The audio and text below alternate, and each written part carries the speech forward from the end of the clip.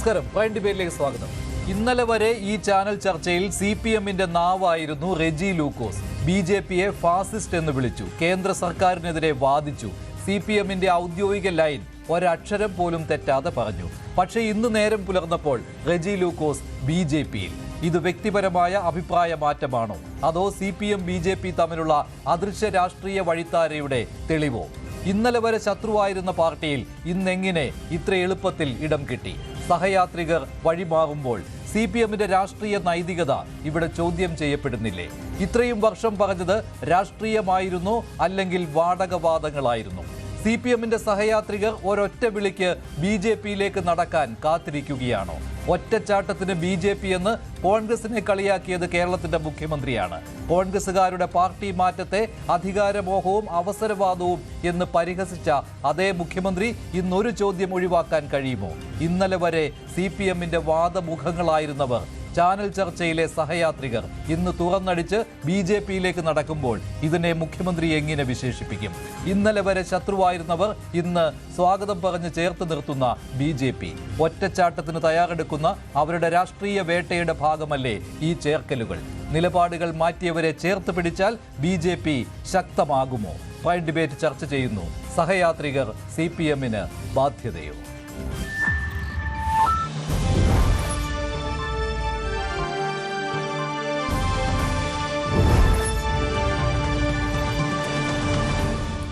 CPM സഹയാത്രികൻ Reji ലൂക്കോസ് BJPയിൽ ചേർന്നു. BJP സംസ്ഥാന അധ്യക്ഷൻ രാജീവ് ചന്ദ്രശേഖറിൽ നിന്ന് അദ്ദേഹം BJP അംഗത്വവും സ്വീകരിച്ചു. ഒറ്റച്ചാട്ടത്തിന് BJP ആവുകയാണ് റെജി ലൂക്കോസ്. ഇന്നലെ വരെ ചാനൽ ചർച്ചയിൽ സജീവ മുഖമായിരുന്നു CPMന് വേണ്ടി. അങ്ങനെയുള്ള ഒരാളാണ് ഇപ്പോൾ BJPയിലേക്ക് പോകുന്നത്. ഇതിനെതിരെ CPMനെ കളിയാക്കിക്കൊണ്ട് പലതരത്തിലുള്ള അഭിപ്രായ പ്രകടനങ്ങൾ വന്നുകൊണ്ടിരിക്കുകയാണ്. അതേസമയം CPM അംഗമല്ല റെജി ലൂക്കോസ്, ഔദ്യോഗിക ഭാരവാഹിത്വം ഒന്നുമില്ല. ചാനൽ ചർച്ചയിൽ പങ്കെടുക്കാൻ CPM ഔദ്യോഗികമായി റെജി ലൂക്കോസിനോട് ഒരിക്കലും ആവശ്യപ്പെട്ടിരുന്നില്ല. സ്വന്തം ഇഷ്ടത്തിന് ചർച്ചകളിൽ പങ്കെടുക്കുകയും CPMന് വേണ്ടി വാദിക്കുകയും ചെയ്തിരുന്ന ആളാണ് റെജി ലൂക്കോസ്. തുടങ്ങിയ വാദങ്ങളാണ് CPMന്റെ നേതാക്കൾ ഉന്നയിക്കുന്നത്. ഇപ്പോൾ CPMന്റെ കോട്ടയം ജില്ലാ സെക്രട്ടറിയുടെ വാക്കുകൾ തന്നെ, TR രഘുനാഥിന്റെ വാക്കുകൾ തന്നെ ശ്രദ്ധിക്കാം. വഴിയെ പോകുന്ന ആർക്ക് വേണമെങ്കിലും അവകാശപ്പെടാമല്ലോ. ഞങ്ങൾക്ക് ആരെങ്കിലും വിലക്കാൻ പറ്റുമോ? ഞാനൊരു ഇടതുപക്ഷ സഹയാത്രികനാണെന്ന് പറഞ്ഞാൽ പാടില്ല എന്ന് പറയാൻ ആർക്കാ പറ്റുക? പാർട്ടിയുടെ ഏതെങ്കിലും ഘടകത്തിൽ അദ്ദേഹം സജീവമായിരുന്നു? ഒരു ഘടകത്തിലും ഇപ്പോൾ സജീവമല്ല. ഇപ്പം അല്ല, ഒരു ഘടകത്തിലും ഇല്ല. അതുകൊണ്ട് പുറത്താക്കേണ്ട ആവശ്യമേ ഇല്ല. അകത്തില്ലല്ലോ, പിന്നെ എങ്ങനെ പുറത്താക്കുക? അകത്തുള്ള ആളിനെയല്ലേ പുറത്താക്കാൻ പറ്റുള്ളൂ. പാർട്ടി ലൈനുമായി ബന്ധപ്പെടാത്ത ചില ചർച്ചകൾ പങ്കെടുത്ത സന്ദർഭത്തിൽ വർഷങ്ങൾ, എനിക്ക് തോന്നുന്നു 1.5 വർഷങ്ങൾക്ക് മുൻപാണെന്ന് തോന്നുന്നു, പാർട്ടി നിലപാടെടുത്ത് അറിയിച്ചിട്ടുണ്ട്. ചാനൽ ചർച്ചകളിൽ പാർട്ടിയുടെ ഔദ്യോഗിക വക്താവായി പങ്കെടുക്കാൻ പാടില്ല. ചാനൽ ചർച്ചകളിൽ പങ്കെടുപ്പിക്കേണ്ടവരെ ചാനൽക്കാരെ നിശ്ചയിച്ച് അവർ വിളിക്കുകയാണ്, അവർ ക്ഷണിക്കുകയാണ്. AKG സെൻറ്ററിൽ നിന്നും ചുമതലപ്പെട്ട സഹാക്കളുടെ പട്ടികയിൽ റെജി ലൂക്കോസ് ഇല്ല.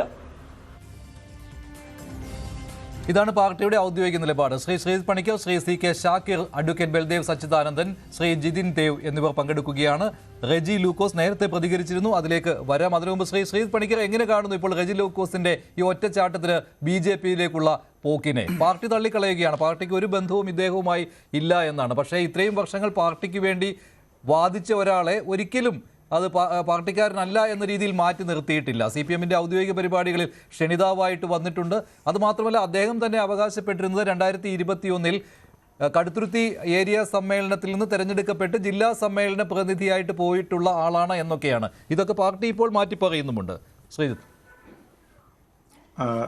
മഞ്ജുഷ്, നമ്മൾ എല്ലായ്പ്പോഴും പറയുന്നൊരു കാര്യമാണ് ഈ രാഷ്ട്രീയം എന്ന് പറയുന്നത് അവസരങ്ങളുടെ കലയാണ് എന്ന്. സത്യത്തിൽ രാഷ്ട്രീയം എന്നത് അവസരവാദത്തിൻ്റെ കലയാണ് എന്നുള്ളതാണ് ഈ കഴിഞ്ഞ കുറേ കാലമായിട്ട് നമ്മുടെ നാട്ടിൽ നമ്മൾ കണ്ടുകൊണ്ടിരിക്കുന്ന പ്രത്യക്ഷ രാഷ്ട്രീയം നമ്മളോട് പറയുന്നത്.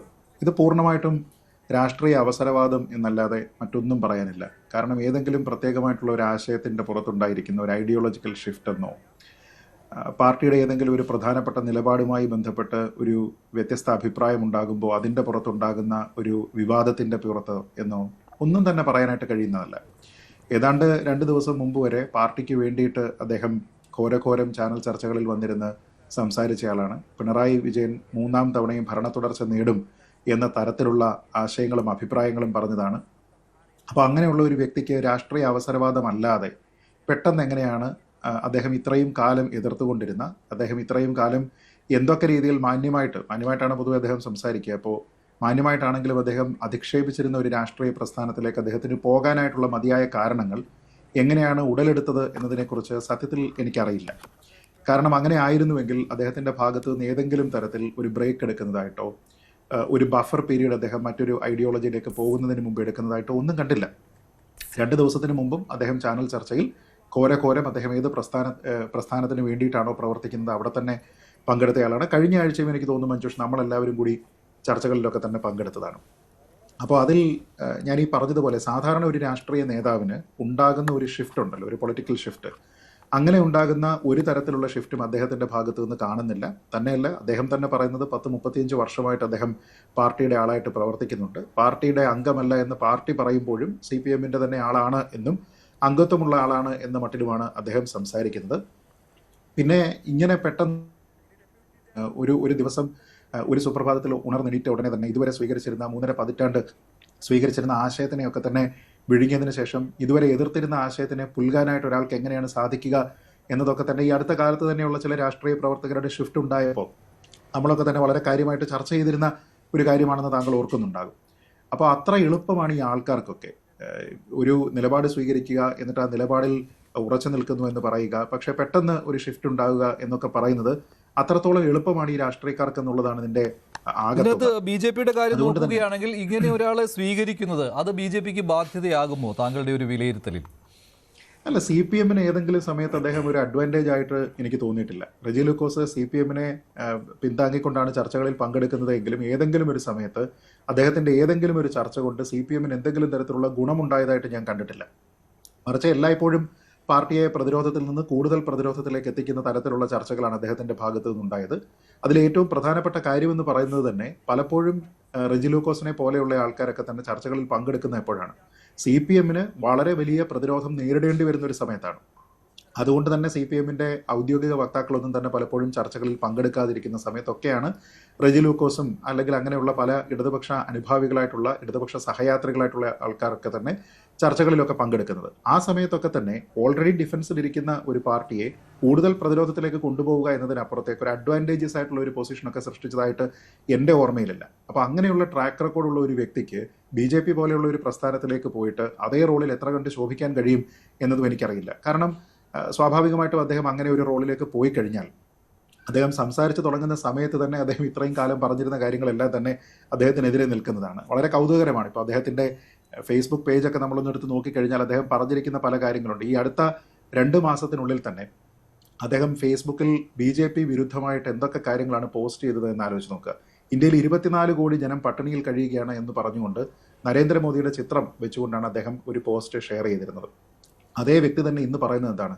താൻ ഇന്ത്യയിലെ പ്രത്യേകിച്ച് വടക്കേ ഇന്ത്യയിലൊക്കെ തന്നെ വളരെ കൂടുതൽ യാത്ര ചെയ്യുന്നുണ്ട്. അവിടെയൊക്കെ ഏറ്റവും കൂടുതൽ വികസനവും ജനോപകാരപ്രദവുമായിട്ടുള്ള പദ്ധതികളെല്ലാം കൊണ്ടുവരുന്നത് BJP സർക്കാരാണെന്ന് അദ്ദേഹത്തിന് ബോധ്യമായി എന്നാണ്.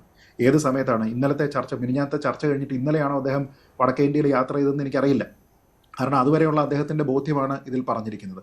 ഇതേപോലെ തന്നെ മറ്റു പല ആൾക്കാരെക്കുറിച്ച് അദ്ദേഹം കമൻറ്റുകൾ പാസ്സാക്കിയിരിക്കുന്നത് നോക്കണം. നമ്മളിപ്പോൾ സോഷ്യൽ മീഡിയയിൽ നോക്കിക്കഴിഞ്ഞാൽ പിന്നെ മഞ്ജുഷിനറിയാം, നാഷണൽ മീഡിയയിൽ റിപ്പബ്ലിക് TV-യുടെ അർണബ് ഗോസ്വാമിക്കും ആ ചാനലിനും ഒരു വ്യതിയാനം ഉണ്ടായിട്ടുണ്ട് എന്നതുമായി ബന്ധപ്പെട്ട് ഒരു വലിയ ചർച്ച നടക്കുന്നുണ്ട്.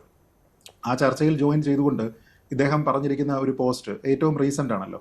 BJP-യുടെ ചാവേറിനെ പോലെ തൻ്റെ റിപ്പബ്ലിക്കൻ ചാനലിലൂടെ സ്തുതി പാടിയിരുന്ന അർണബ് ഗോസ്വാമിയുടെ പൊടുന്നനെയുള്ള മനംമാറ്റം സത്യസന്ധമോ എന്ന് അദ്ദേഹം ചോദിക്കുന്നു. അപ്പോൾ ഞാൻ ചോദിക്കുന്നത് ഇതേ ചോദ്യം റെജി ലൂക്കോസിനോട് ഈ പാർട്ടിയുടെ പേരും മറ്റു കാര്യങ്ങളും മാറ്റിയതിനു ശേഷം റെജി ലൂക്കോസിന്റെ കാര്യത്തിൽ പറഞ്ഞു കഴിഞ്ഞാൽ എന്തായിരിക്കും അദ്ദേഹത്തിന് പറയാനുള്ളത്? ശരി, അത് സത്യസന്ധമാണോ എന്ന് ചോദിക്കേണ്ടി വരും. ശ്രീ ജിതിൻ ദേവ്, ഇങ്ങനെയുള്ള ഒരാളെ പെട്ടെന്ന് BJP-യിലേക്ക് എടുക്കുമ്പോൾ അദ്ദേഹത്തിന്റെ ഈ പഴയ കാര്യങ്ങൾ, ഇദ്ദേഹം CPM അംഗമാണോ അല്ലയോ എന്നൊക്കെ മാറ്റി നിർത്തുക. CPM-ന്റെ ഒരു സഹയാത്രികനാണ് ശ്രീ റെജി ലൂക്കോസ്.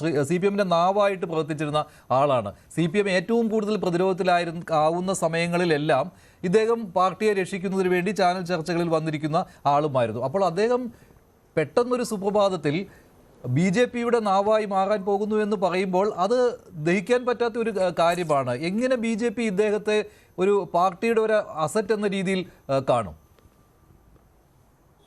മഞ്ജുഷ്, അദ്ദേഹം ഇന്ന് BJP-യിലേക്ക് വന്ന സമയത്ത് ഇവിടെ ശ്രീ പണിക്കർ സൂചിപ്പിച്ച വാചകങ്ങൾക്കപ്പുറത്ത് അദ്ദേഹം പറഞ്ഞൊരു പ്രധാനപ്പെട്ട വാചകം, ദ്രവിച്ച പ്രത്യയശാസ്ത്രങ്ങൾ കേരളത്തെ വൃദ്ധസദനമാക്കി മാറ്റുന്നു.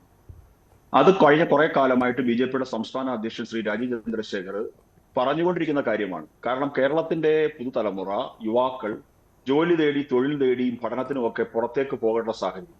ഇന്ന് നമ്മുടെ പല വീടുകളും എടുത്ത് പരിശോധിച്ചു കഴിഞ്ഞാൽ ഇന്ന് അഭിമാനപൂർവ്വം അവർ പറയുന്നത് എന്റെ മകൻ UK-ലാണ് യൂറോപ്പിലാണ് എന്ന് പറഞ്ഞാൽ അഭിമാനം കൊള്ളുകയാണ്. പക്ഷെ ഈ UK-ലേക്കും യൂറോപ്പിലേക്കും ഒക്കെ പോകുന്ന കുട്ടികൾ തിരിച്ച് കേരളത്തിലേക്ക് വരുന്ന ഒരു സാഹചര്യം നമുക്ക് കാണാൻ സാധിക്കുന്നില്ല. കൂടുതൽ ആൾക്കാരും അവിടെ തന്നെ പൗരത്വം എടുത്ത് അവിടെ തന്നെ തങ്ങളുടെ ഭാവി ജീവിതം കെട്ടിപ്പടുക്കാനുള്ള ശ്രമങ്ങളാണ് നടത്തുന്നത്. ഇങ്ങനെ UK-ലും യൂറോപ്പിലും ഒന്നും പോകാൻ സാധിക്കാത്തവരിൽ ബാക്കിയുള്ളവർ നമ്മുടെ മറ്റു സംസ്ഥാനങ്ങളിലേക്ക് തൊഴിൽ തേടിയായാലും വിദ്യാഭ്യാസത്തിനായാലും മൈഗ്രേറ്റ് ചെയ്യുന്ന ഒരു സാഹചര്യമുണ്ട്. ഇന്ന് അദ്ദേഹം പറഞ്ഞതിൽ ഏറ്റവും സ്ട്രൈക്കിംഗ് ആയിട്ട് എനിക്ക് തോന്നിയ വാചകം അതാണ്. പക്ഷെ അദ്ദേഹത്തിന് ഇത് സ്ട്രൈക്കിംഗ് ആയിട്ട് തോന്നിയത് ഇന്ന് പുലർച്ചെയാണ്. കഴിഞ്ഞ ദിവസങ്ങളിലൊക്കെ അദ്ദേഹത്തിന്റെ എത്രയോ ചാനൽ ചർച്ചകൾ നമുക്കെടുത്ത് പരിശോധിക്കാം. അതിലൊക്കെ അദ്ദേഹം ഇതെല്ലാം ഇപ്പോൾ ഈ തൊഴിലില്ലായ്മയുടെ കാര്യത്തിലൊക്കെ അദ്ദേഹം മോദി സർക്കാരിനെ കുറ്റപ്പെടുത്തുകയും പിണറായി വിജയൻ സർക്കാരിനെ അഭിനന്ദിക്കുകയും ചെയ്തിട്ടുള്ള കാര്യങ്ങളാണ്. ഇവിടെ കേരളം മറ്റ് സംസ്ഥാനങ്ങളെ പോലെ അല്ല, വടക്കേന്ത്യൻ സംസ്ഥാനങ്ങളെ പോലെ അല്ല എന്ന് പറഞ്ഞുകൊണ്ട് എത്രയോ ചർച്ചകളിൽ പങ്കെടുത്തിട്ടുള്ള ആളാണ് അദ്ദേഹം. ഫാസിസ്റ്റ് എന്നേ അദ്ദേഹം BJP-യെയും കേന്ദ്ര സർക്കാരിനെയും വിശേഷിപ്പിക്കാറുള്ളൂ. അപ്പോൾ അദ്ദേഹത്തിന് ഈ വാദമുഖങ്ങളെല്ലാം ഒറ്റയടിക്ക് മറന്ന ഒരാൾ എന്ന രീതിയിൽ നമുക്ക് വിശേഷിപ്പിക്കാൻ പറ്റുകയില്ലല്ലോ. അദ്ദേഹത്തിന് എന്തെങ്കിലും ലാഭക്കൊതി ഉണ്ടായിരിക്കും, അതല്ലാതെ അദ്ദേഹം BJP-യിലേക്ക് വരില്ല. ഉറപ്പുള്ള കാര്യമാണ്. അദ്ദേഹം ഒരു പ്രത്യയശാസ്ത്രത്തിൻ്റെ ഭാഗമായിട്ടോ അത് പ്രകാരമുള്ള ഒരു നിലപാട് മാറ്റത്തിൻ്റെ ഭാഗമായിട്ടോ വരാനുള്ള സാധ്യതയില്ല. ലാഭക്കൊതി മാത്രമേ അതിനകത്തുള്ളൂ. അദ്ദേഹം പ്രതീക്ഷിക്കുന്നത് അങ്ങനെയുള്ള എന്തെങ്കിലും ആയിരിക്കും. അദ്ദേഹം പറയുന്നുണ്ടായിരുന്നു, ഞാൻ അദ്ദേഹവുമായി സംസാരിച്ചപ്പോൾ അദ്ദേഹം പറയുന്നുണ്ടായിരുന്നു, എനിക്ക് പരിഗണനയൊന്നും കിട്ടിയില്ല CPM-ൽ നിന്ന്. മഞ്ജുഷേ, ഈ ലാഭക്കൊതി എന്നുള്ള വാക്ക് അങ്ങ് ഉപയോഗിക്കുന്ന ഒരു അഭ്യർത്ഥന എനിക്കുണ്ട്. കാരണം അങ്ങേപ്പോഴൊരു മുതിർന്ന മാധ്യമപ്രവർത്തകർ ഇത് ഉപയോഗിക്കരുത്. കാരണം ഇന്ന് റജി ലൂക്കോസ് പാർട്ടി വിട്ടു പോകുന്ന അല്ലെങ്കിൽ BJP-യിൽ അംഗത്വം എടുക്കുന്ന ആ സമയത്ത് ഇവിടെ മുഖ്യധാരാ മാധ്യമങ്ങൾ എന്ന് അവകാശപ്പെടുന്ന ചില മാധ്യമങ്ങളുടെ പ്രധാനപ്പെട്ട അവതാരകർ ഏതോ ഒരു മരണ വീട്ടിലെ വാർത്ത വായിക്കുന്നത് പോലെയാണ് വായിക്കുന്നത്. ഞെട്ടൽ രേഖപ്പെടുത്തുന്നു, നടുക്കം രേഖപ്പെടുത്തുന്നു. നോക്കൂ, BJP എന്ന് പറയുന്നത് ഈ രാജ്യം ഭരിക്കുന്ന പ്രസ്ഥാനമാണ്. ഈ ലോകത്തിലെ ഏറ്റവും വലിയ രാഷ്ട്രീയ പ്രസ്ഥാനങ്ങളിൽ ഒന്നാണ്. ഏറ്റവും കൂടുതൽ സംസ്ഥാനങ്ങൾ ഭരിക്കുന്ന പാർട്ടിയാണ്. എന്തുകൊണ്ട് BJP-യിൽ ആൾക്കാർ ചേരുന്ന സമയത്ത് ഇത്തരത്തിലുള്ള പ്രതികരണങ്ങൾ മാധ്യമപ്രവർത്തകരുടെ ഭാഗത്തു നിന്ന് ഉണ്ടാകുന്നത് എനിക്ക് മനസ്സിലാവുന്നില്ല.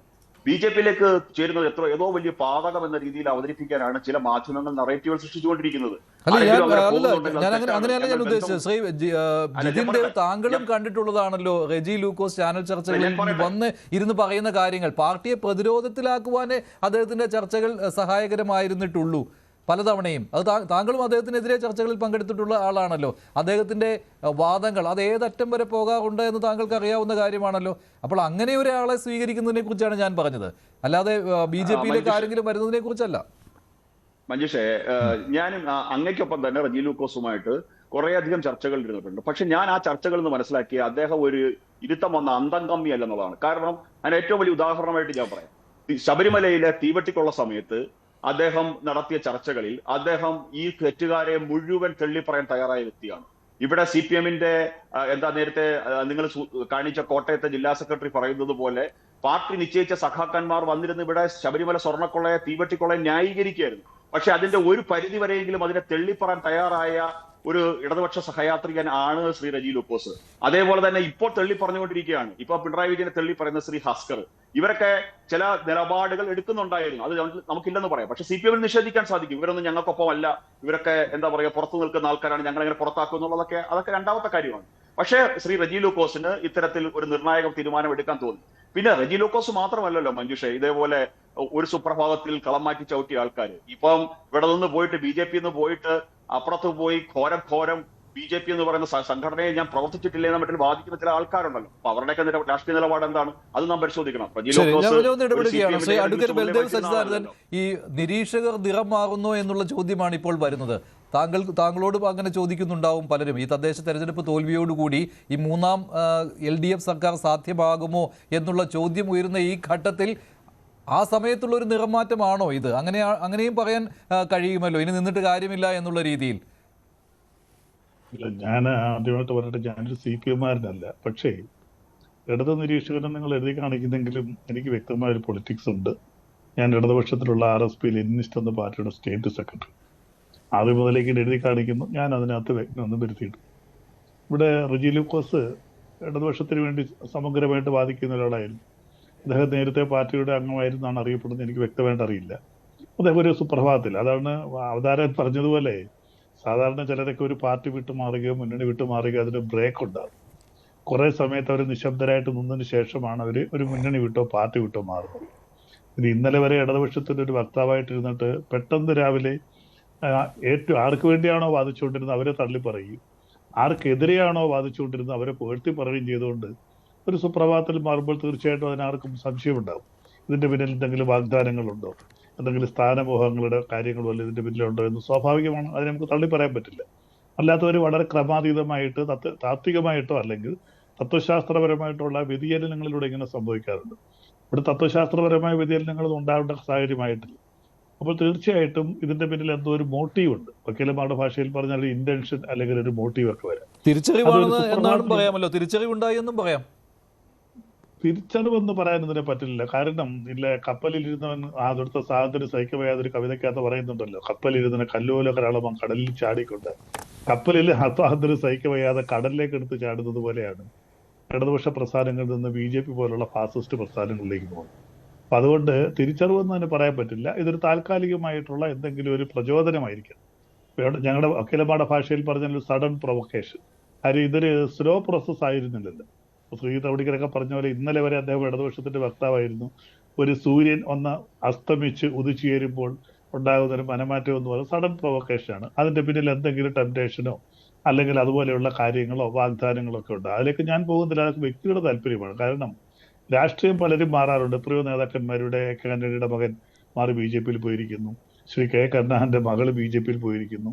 അങ്ങനെ എത്രയോ ഉന്നതന്മാരായ നേതാക്കന്മാർ കോൺഗ്രസിന്റെ എത്രയോ പേര് BJP പോയിരിക്കുന്നു. CPM മറ്റൊരു കാര്യം കൂടിയുണ്ട്. ഈ ഒറ്റച്ചാട്ടത്തിന് BJP എന്ന പ്രയോഗം നടത്തിയത് സംസ്ഥാന മുഖ്യമന്ത്രിയാണ്, ശ്രീ പിണറായി വിജയനാണ്. ഇപ്പോൾ അത് അദ്ദേഹത്തിന് തന്നെ എതിർ ചോദ്യമായിട്ട് അദ്ദേഹത്തിന് നേരെ തന്നെ വന്നിരിക്കുകയാണ്. കോൺഗ്രസിനെ കളിയാക്കുന്നതിന് വേണ്ടിയും കോൺഗ്രസ് നേതാക്കളുടെ അധികാര മോഹത്തെക്കുറിച്ച് പറയുന്നതിന് വേണ്ടിയാണല്ലോ ഒറ്റച്ചാട്ടത്തിന് BJP എന്നുള്ള പ്രയോഗം അദ്ദേഹം നടത്തിയത്. ഇവിടെ അങ്ങനെ തന്നെയാണ്. CPM-ന്റെ പ്രധാനപ്പെട്ട ഒരു സഹയാത്രികൻ ഒറ്റച്ചാട്ടത്തിന് BJP. അല്ല, നമ്മൾ മനസ്സിലാക്കേണ്ട ഒരു കാര്യം, ഈ കോൺഗ്രസിൽ നിന്നും CPM-ൽ നിന്നൊക്കെ ഒറ്റച്ചാട്ടത്തിന് BJP പോയ പലരും അവിടെ ഇപ്പൊ കൈയും കാലും ഇട്ടടിക്കുകയല്ലേ, കപ്പലിൽ നിന്ന് കടലിൽ ചാടിയതുപോലെ. തിരിച്ചെങ്ങോട്ട് പോകണം എന്നുള്ളൊരു ആശയക്കുഴപ്പത്തിൽ അവർ നിൽക്കുകയാണ്. എത്ര പേര് ഇതിനകത്ത് പോയിട്ട് ഔദ്യോഗികമായിട്ട് അവരെ പരിഗണിക്കപ്പെട്ടു. അവരവരുടേതായിട്ട് അവരുടെ കുഴപ്പമല്ല, അതൊരു രാഷ്ട്രീയ പ്രസ്ഥാനമാണ്. രാഷ്ട്രീയ പ്രസ്ഥാനത്തിന് അങ്ങനെ പെട്ടെന്ന് വരുന്നവരൊന്നും പരിഗണിക്കാനൊന്നും പറ്റില്ല. ഇപ്പൊ തിരുവനന്തപുരത്ത് നമ്മൾ കണ്ടതല്ലേ, ശ്രീലേഖ തന്നെ പറയുന്നു എന്നെ മേയറാക്കാം എന്ന് വിളിച്ച് വീട്ടിൽ വന്നിരുന്ന് വാഗ്ദാനം ചെയ്തതാണ് കേരളത്തിലെ ആദ്യത്തെ വനിതാ IPS ഉദ്യോഗസ്ഥ. അവർ തന്നെ പറയുന്നു അവർ ചാടി BJP-യിൽ ചെന്നു അവിടെ നിന്ന് കൗൺസിലറായിട്ട് ജയിച്ചു വന്നപ്പോൾ അവരുടെ പേരുണ്ടായിരുന്നില്ല. അത് ഒരു കാര്യത്തിൽ അക്കാര്യത്തിൽ ഞാൻ BJP തള്ളി പറഞ്ഞില്ല. കാര്യം ഒരു രാഷ്ട്രീയ പ്രസ്ഥാനം പെട്ടെന്ന് ഇങ്ങനെ സ്ഥാനം കണ്ടുകൊണ്ട് വരുന്നവരെ അങ്ങനെ ഉൾക്കൊള്ളാൻ പാടില്ല എന്ന അഭിപ്രായക്കാരനാണ്.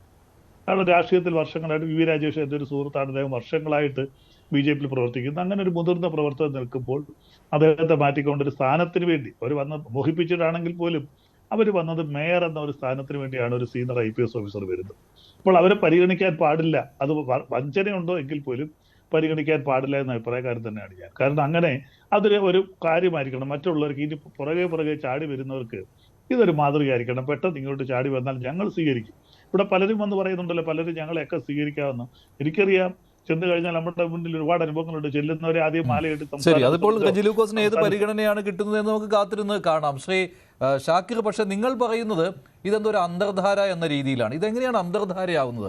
CPM-ഉം BJP-യും തമ്മിലുള്ള അന്തർധാര എന്ന് നിങ്ങൾക്ക് തെളിയിക്കണമെങ്കിൽ CPM-ൽ നിന്ന് ആരെങ്കിലും BJP-യിലേക്ക് പോകുന്നത് ചൂണ്ടിക്കാട്ടണോ, അല്ലെങ്കിൽ BJP-യിൽ നിന്ന് CPM ആകുന്നത് ചൂണ്ടിക്കാട്ടണോ? അത് അന്തർധാര എന്ന് പറയാൻ കഴിയില്ലല്ലോ.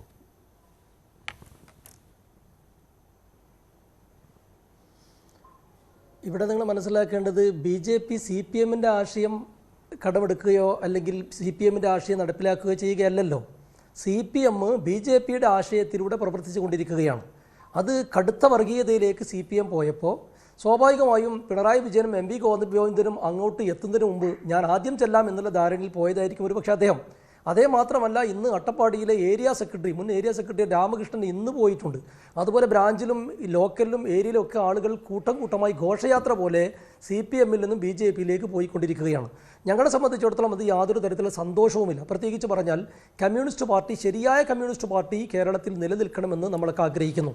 പക്ഷേ കമ്മ്യൂണിസ്റ്റ് പാർട്ടി കേരളത്തിൽ പ്രവർത്തിക്കുന്നതിൻ്റെ പരിണിത ഫലമാണ് ഈ റെജി ലൂക്കോസിനെ പോലെ 35 കൊല്ലക്കാലം ഈ ഇടതുപക്ഷത്തോടൊപ്പം CPM-നോടൊപ്പം ചേർന്ന് നിന്നിട്ടുള്ള 2024 ഒക്ടോബറിൽ നടന്നിട്ടുള്ള അദ്ദേഹത്തിൻ്റെ ബ്രാഞ്ച് സമ്മേളനത്തിൽ CPM-ന്റെ ബ്രാഞ്ച് സമ്മേളനത്തിൽ അധ്യക്ഷനായിരുന്നിട്ടുള്ള റെജി ലൂക്കോസാണ്, കോട്ടയം ജില്ലാ സമ്മേളനത്തിലെ പ്രതിനിധിയായിട്ടുള്ള റെജി ലൂക്കോസാണ് ഇപ്പോൾ BJP-യിലേക്ക് നിങ്ങൾ പറഞ്ഞ പോലെ ഒറ്റച്ചാട്ടത്തിന് പോയിട്ട് അതിലെന്തോ പ്രശ്നമുണ്ട്. കോട്ടയം ജില്ലാ സമ്മേളനത്തിലെ പ്രതിനിധി അല്ല എന്നാണ് ഇപ്പോൾ CPM പറയുന്നത്.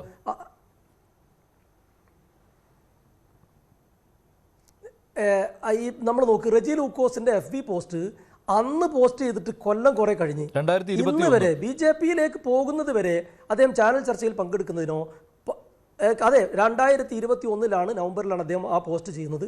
അന്നോ അല്ലെങ്കിൽ അതിന് ശേഷമോ ഇന്ന് BJP-യിലേക്ക് പോകുന്നത് വരെയോ CPM-ന്റെ ഒരു നേതാവും അത് നിഷേധിച്ചിട്ടില്ല. അതിന് മാത്രവുമല്ല, ഇപ്പോൾ കഴിഞ്ഞ ദിവസം നമുക്കറിയാം, നമ്മൾ റഹീം വിഷയത്തിൽ ഞാൻ ഉൾപ്പെടെയുള്ള ആളുകൾ, എനിക്കൊന്ന് CG പണിക്കർ ഉൾപ്പെടെയുണ്ട്, നമ്മൾ ചർച്ചയ്ക്കായി 2-3 ദിവസം മുമ്പ് ഇവിടെ ഈ ന്യൂസ് 8-ൽ ഇരുന്നതും അദ്ദേഹമായിരുന്നു. അദ്ദേഹം വാദിക്കുന്ന വാദങ്ങൾ ന്യൂസ് 8 ചർച്ച കഴിഞ്ഞ ഉടനെ തന്നെ എടുത്ത് പ്രചരിപ്പിക്കുന്നത് CPM-ന്റെ സൈബർ ക്രിമിനലുകൾ ഗുണ്ടകളാണ്. അപ്പം നമ്മൾ ഇതുവരെ തള്ളിപ്പറയാത്തവർ ഇപ്പോൾ തള്ളിപ്പറയും. നമുക്കറിയാമല്ലോ, CPM-ൽ നിന്ന് ഏത് കാലത്ത് എത്ര വലിയ നേതാവ് പോയാലും ഇവരെന്താ ചെയ്യുക? അവർ പോയി BJP-യുടെ മെമ്പർഷിപ്പ് എടുത്താലോ അല്ലെങ്കിൽ മറ്റേതൊരു പാർട്ടിയുടെ മെമ്പർഷിപ്പ് എടുത്താലോ അടുത്ത ദിവസം ദേശാഭിമാനം അവരെ പുറത്താക്കിയെന്ന് വാർത്ത കൊടുക്കും. അത്ര നാണം കെട്ട് ഏർപ്പാട് ചെയ്യുന്ന പാർട്ടിയാണ് CPM. നമ്മളെ സംബന്ധിച്ച് ഞാൻ ആവർത്തിച്ച് പറയുന്നു, ശരിയായ കമ്മ്യൂണിസ്റ്റ് പാർട്ടി കേരളത്തിൽ ത്രിപുരയെ പോലെ ബംഗാളിനെ പോലെ ആളുകൾ മുഴുവൻ BJP-യിലേക്ക് ഓഫീസോടെ പോകുന്നതിന് നമ്മൾക്ക് എന്താ പറയുക, സന്തോഷമില്ല, താല്പര്യമില്ല.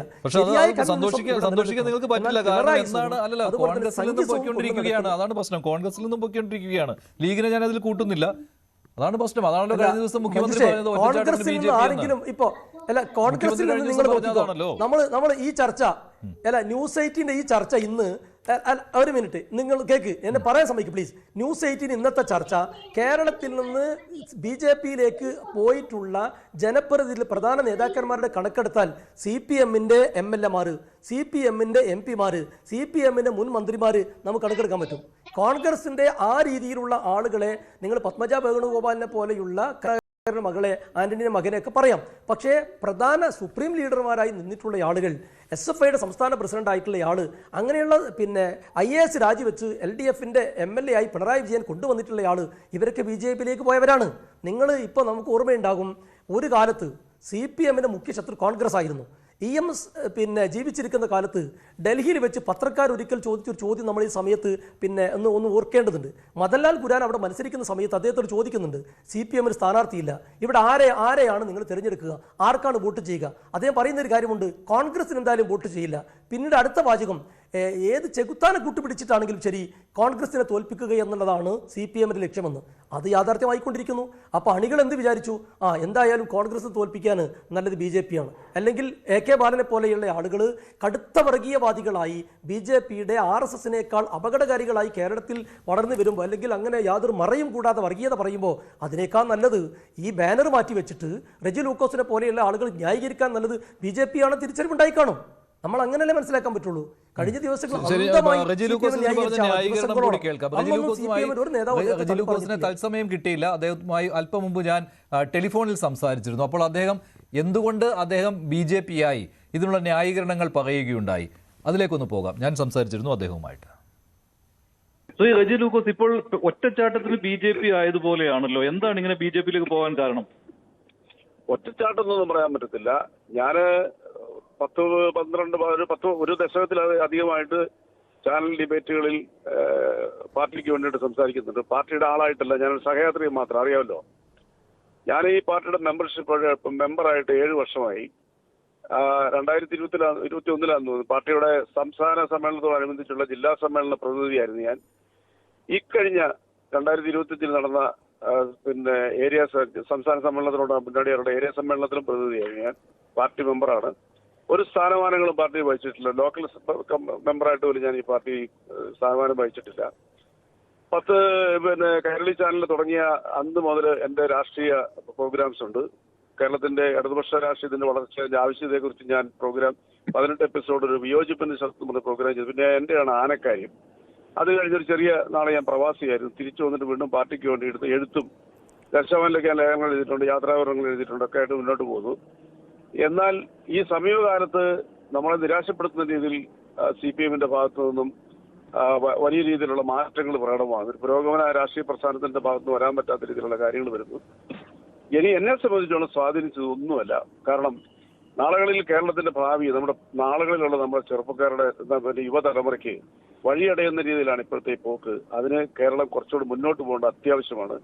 അതിന് BJP മാത്രമേ സഹായകരമായ രാഷ്ട്രീയ പ്രസ്ഥാനം എന്നുള്ളത് എനിക്ക് പൂർണ്ണ ബോധ്യമായി.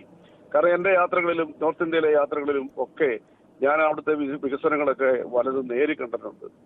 അപ്പോൾ കേരളത്തിനെ സംബന്ധിച്ചോളം കേരളത്തിന് മുമ്പോട്ട് പോകണമെന്നുണ്ടെങ്കിൽ ഒരു ഡെവലപ്മെന്റ് മൈൻഡുമായിട്ടുള്ള ഒരു പാർട്ടിക്ക് പോകാൻ പറ്റത്തുള്ളൂ. രാജീവ് ചന്ദ്രശേഖരൻ എന്ന് പറയുന്ന കേരളത്തിലെ BJPയുടെ സംസ്ഥാന അധ്യക്ഷൻ, അദ്ദേഹത്തിന്റെ പത്രസമ്മേളനങ്ങൾ അദ്ദേഹം പറയുന്നതിൽ മുഴുവനും കേരളം ഡെവലപ്പ് ചെയ്യണം, നമുക്ക് മുമ്പോട്ട് പോകണം എന്നുള്ള വാക്കുകളാണ്. സ്വാഭാവികമായിട്ട് എന്നെ സ്പർശിച്ചു. പക്ഷേ റെജി ലൂക്കോസ്, താങ്കൾ ഈ കഴിഞ്ഞ ദിവസം വരെ BJP ഒരു ഫാസിസ്റ്റ് പാർട്ടി എന്നുള്ള നിലപാടിലായിരുന്നുവല്ലോ. അത് മാത്രമല്ല കേന്ദ്ര ഭരണം അതിനെതിരെ താങ്കൾ തുടർച്ചയായിട്ട് CPM-ന്റെ നാവായിട്ട് സംസാരിച്ചു വരികയായിരുന്നു.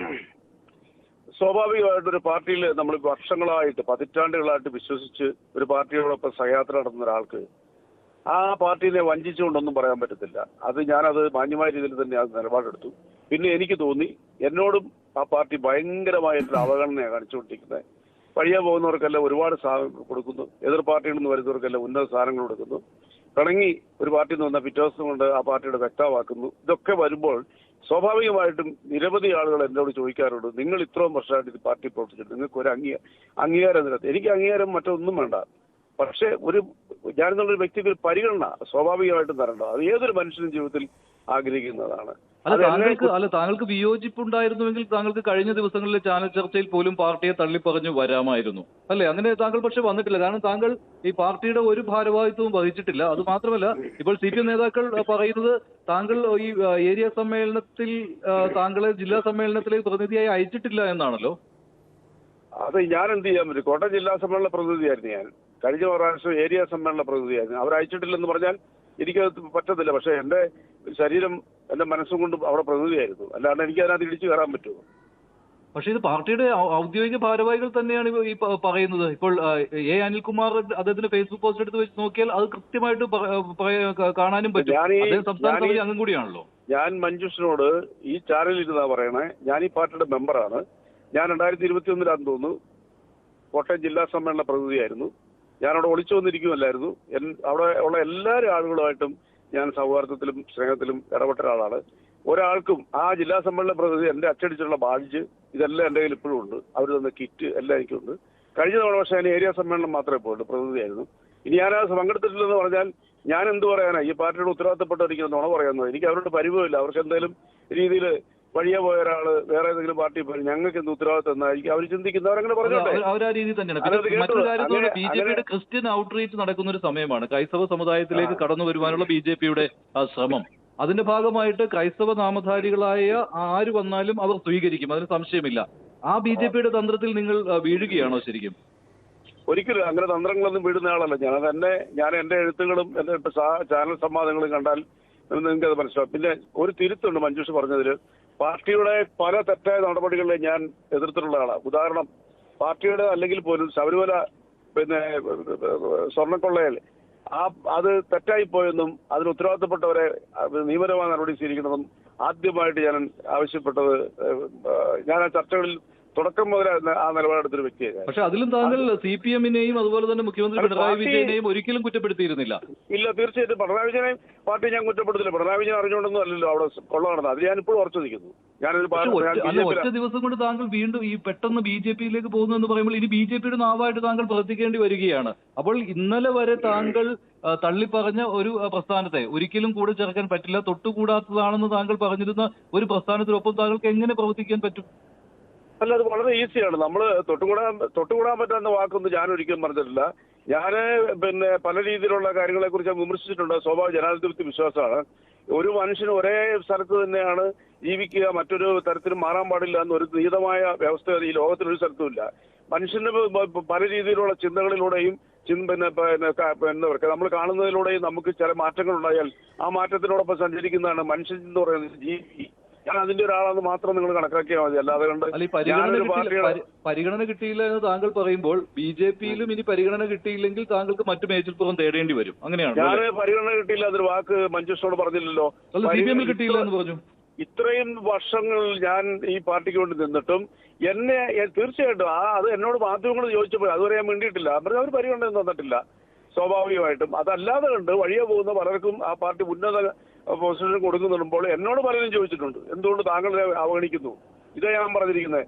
നാളെ BJP എന്തായാലും എനിക്ക് പരിഗണന വേണമെന്നോ അല്ലെ എനിക്ക് എന്തെങ്കിലും നേതൃത്വമോ അല്ലെ എന്തെങ്കിലും പരിഗണന വേണമെന്നോ ഒരു വാക്ക് ഞാൻ ആ പാർട്ടിയോട് ആവശ്യപ്പെട്ടിട്ടില്ല. അവരെന്നോടും പറഞ്ഞിട്ടില്ല. റെജി ലൂക്കോസിന്റെ ഭാഗത്ത് നിന്ന് അങ്ങനെ ഒരു നിലപാടുണ്ടാകത്തില്ല. ഒരു അഡ്ജസ്റ്റ്മെന്റ് നടത്തി BJP ഇങ്ങോട്ട് സമീപിക്കുകയായിരുന്നോ അതോ താങ്കൾ അങ്ങോട്ട് സമീപിക്കുകയായിരുന്നോ? അതിനൊന്നും മറുപടി പറയാൻ പറ്റത്തില്ല. അതൊക്കെ നമുക്ക് അതൊക്കെ വളരെ ഒരു എന്താ പറയുക അതിൻ്റെതായ രീതിയിൽ അത് അതിൻ്റെതായ ഒരു ഇതുണ്ട്. അതുകൊണ്ടാണല്ലോ നിങ്ങൾ മാധ്യമങ്ങൾക്ക് പോലും കണ്ടുപിടിക്കാൻ പറ്റാതിരുന്നത്.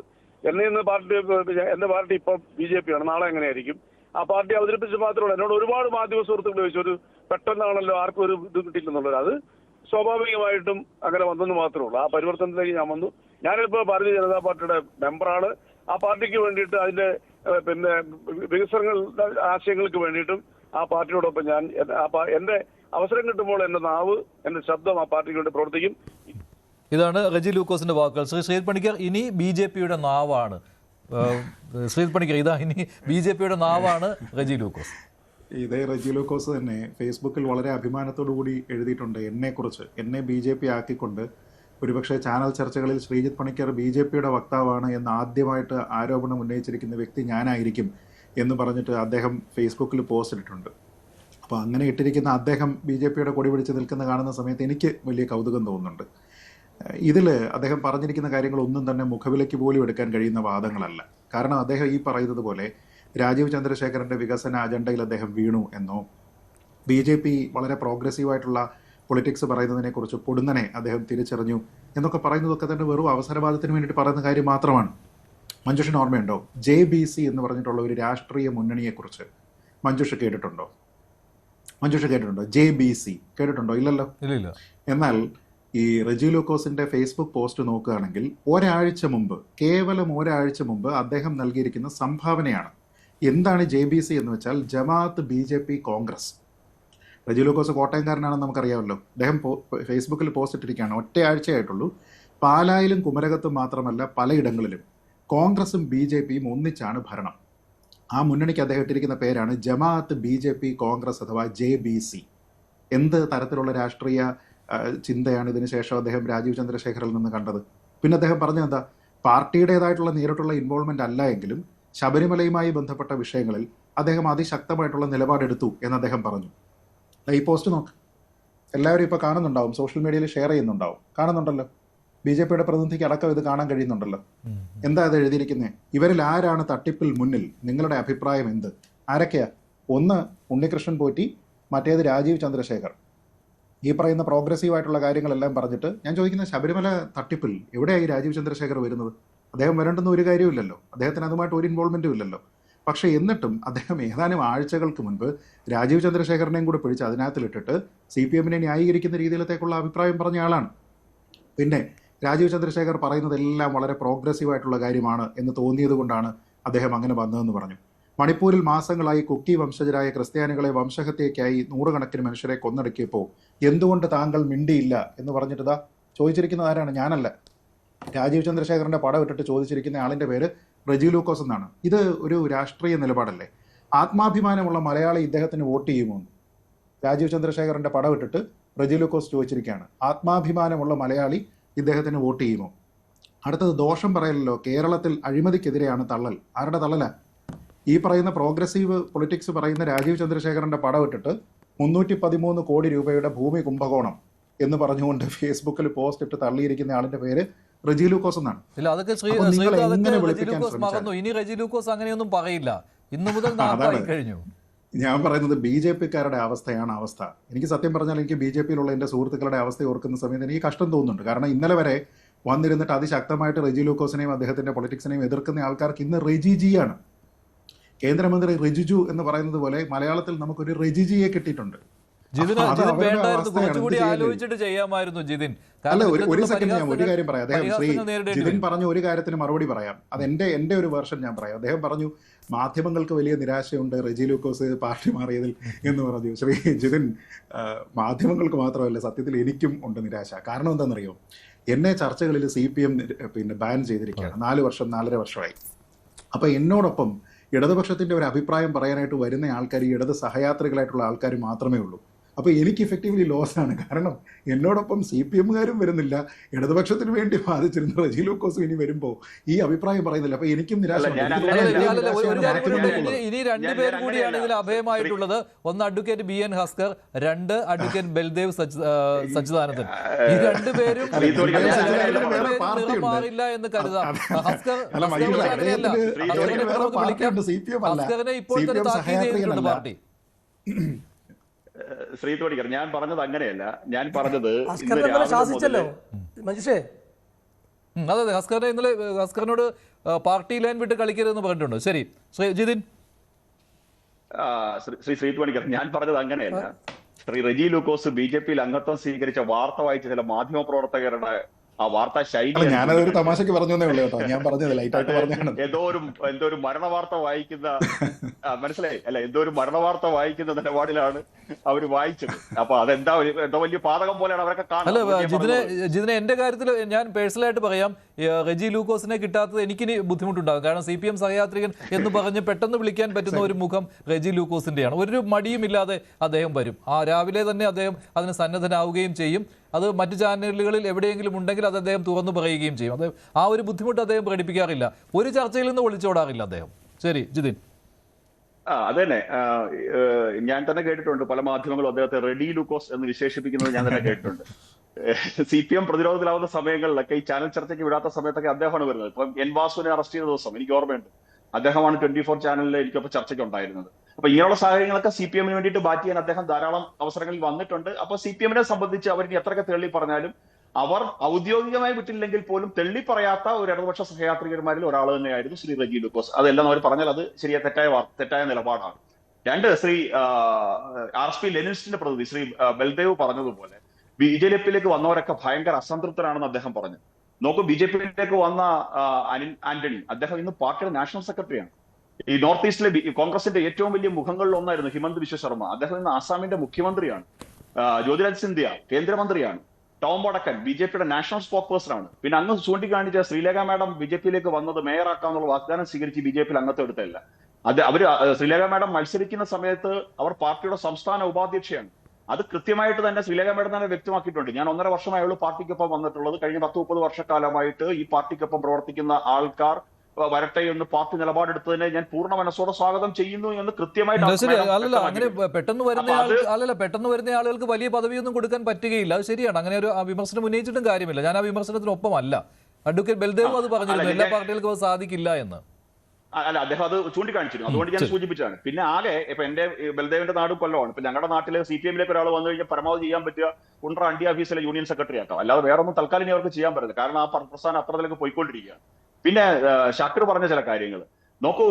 ഷാക്കിർ, നിങ്ങൾ എഴുതി വെച്ചോളൂ, നിങ്ങളുടെ കോൺഗ്രസിന്റെ സ്ഥാനാർത്ഥി പ്രഖ്യാപനം വന്നു കഴിഞ്ഞാൽ BJP-യിലേക്ക് ഒരു ഒഴുക്കായിരിക്കും. കാരണം നിങ്ങൾ ആ പ്രസ്ഥാനത്തെ, മുസ്ലിം ലീഗ് എന്ന് പറയുന്ന അങ്ങയുടെ പാർട്ടിയും മറ്റ് മതവർഗീയ ശക്തികളും, നിങ്ങൾക്കൊപ്പം നിൽക്കുന്ന ജമാഅത്ത് ഇസ്ലാമി, വെൽഫെയർ പാർട്ടി പോലുള്ള മതവർഗീയ ശക്തികളും ആ പ്രസ്ഥാനത്തെ വരിഞ്ഞു മുറുക്കി വെച്ചിരിക്കുകയാണ്. ഒരു നല്ല കോൺഗ്രസുകാർക്ക് ആ പാർട്ടി പ്രവർത്തിക്കാൻ സാധിക്കാത്ത സാഹചര്യമാണ്. നിങ്ങളുടെ സ്ഥാനാർത്ഥി, നിങ്ങളുടെ ഈ ലക്ഷ്യ 2026 ഒക്കെ കഴിഞ്ഞ് 100 സീറ്റ് പിടിക്കാനുള്ള ആക്ഷൻ പ്ലാൻ പ്രഖ്യാപിക്കുന്ന സമയത്ത് തന്നെ BJP-യിലേക്ക് വലിയ ഒഴുക്ക് വരും. പിന്നെ BJP-യുമായിട്ട് ചർച്ച നടത്തുന്നത് ഇടതുപക്ഷ സഹയാത്രികർ മാത്രമാണെന്ന് അങ്ങ് ധരിക്കരുത്. ധാരാളം ആൾക്കാർ BJP-യിലേക്ക് വരാൻ ആവശ്യമായി എന്റെ സമയം എപ്പോൾ വരും, എന്റെ നമ്പർ എപ്പോൾ വരും എന്ന ചോദ്യമായി കാത്തിരിപ്പുണ്ട്.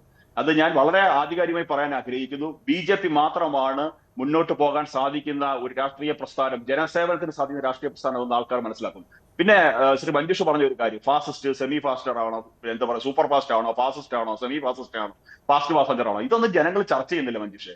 ജനങ്ങൾക്ക് ആവശ്യം എന്താണ്? ജീവിക്കാൻ ആവശ്യമായ സാഹചര്യങ്ങൾ വേണം. കുടിവെള്ളത്തിന്റെ പൈപ്പ് തുറന്ന ഷൂ എന്ന് വരരുത്, അതിനോടെ വെള്ളം ഒഴുകി വരണം. നല്ല റോഡുകൾ വേണം, മെച്ചപ്പെട്ട ഗതാഗത സാഹചര്യം വേണം, കണക്ടിവിറ്റി വേണം, ജീവിക്കാൻ ആവശ്യമായിട്ടുള്ള തൊഴിൽ സംരംഭങ്ങൾ വേണം. ഇതൊന്നും കേരളത്തിലില്ല. മഞ്ജുഷ് പരിശോധിച്ച് നോക്കിക്കോളൂ. ഈ കേരളത്തിന് എടുത്തു പറയാൻ പറ്റുന്ന കഴിഞ്ഞ 10 വർഷത്തിനിടയ്ക്ക് കേരളത്തിലുണ്ടായ തനതായ CPM കൊണ്ടുവന്ന ഒരു തനത് സംഭാവന എന്താണുള്ളത്? ഒന്നുമില്ല. വിഴിഞ്ഞവർക്ക് അവകാശപ്പെടാനുണ്ടോ? കൊച്ചി മെട്രോ പറയാൻ സാധിക്കുമോ? ഒന്നും അവർക്ക് പറയാൻ സാധിക്കില്ല. ഞാൻ നേരത്തെ ഹസ്കറിന്റെ കാര്യം പറഞ്ഞത്, ഹസ്കറും പാർട്ടി ലൈൻ വിട്ട് കാര്യങ്ങൾ ചെയ്തു തുടങ്ങിയിരുന്നു. അപ്പോൾ ഹസ്കറിനെ വിളിച്ച് ഇനി അത്തരം കാര്യങ്ങൾ ചെയ്യരുതെന്ന് പറഞ്ഞിട്ടുണ്ട്.